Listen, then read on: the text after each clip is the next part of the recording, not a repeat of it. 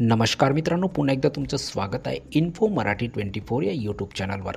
मित्रांनो, EPS 95 पेन्शनधारकांसाठी एक अत्यंत महत्त्वाची बातमी घेऊन आलेलो आहे. बातमी आहे EPS 95 पेन्शन वाढ 2026 7,500 वरून 10,000 रुपये पेन्शन होणार.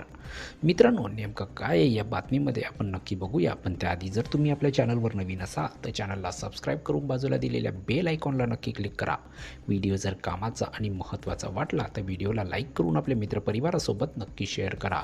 आणि हो मित्रांनो, व्हिडिओला शेवटपर्यंत नक्की बघा, जेणेकरून तुमच्याकडून कोणतीही माहिती सुटणार नाही. मित्रांनो, EPS 95 अंतर्गत किमान पेन्शन 7,500 वरून 10,000 रुपये करण्याची मागणी पुन्हा एकदा चर्चेत आली आहे.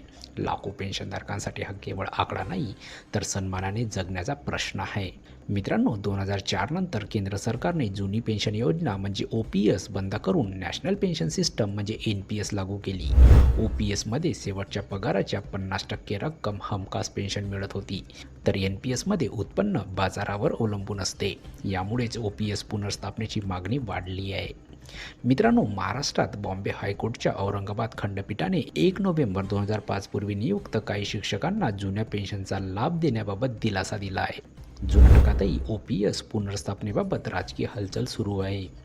दरम्यान सुमारे 26 लाख केंद्र सरकारी कर्मचारी NPS अंतर्गत असून ते OPSची मागणी करत आहेत. मात्र PFRDAच्या मते OPS आर्थिकदृष्ट्या दीर्घकाळ टिकाऊ नाही. सध्या परिस्थिती मिश्र आहे.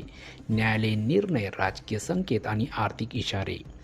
मित्रांनो, तर किमान पेन्शन 7,500 वरून 10,000 होणार का, याचा अंतिम निर्णय येत्या काही महिन्यातच स्पष्ट होऊ शकतो. तर मित्रांनो, कशी वाटली कामाची आणि महत्त्वाची बातमी? जर बातमी कामाची आणि महत्त्वाची वाटली असेल तर व्हिडिओला लाईक करून आपल्या मित्रपरिवारासोबत नक्की शेअर करा. तसेच जर तुम्ही आपल्या चॅनलवर नवीन असाल तर चॅनलला सबस्क्राईब करून बाजूला दिलेल्या बेल आयकॉनला नक्की क्लिक करा. व्हिडिओ बघितल्याबद्दल खूप खूप धन्यवाद.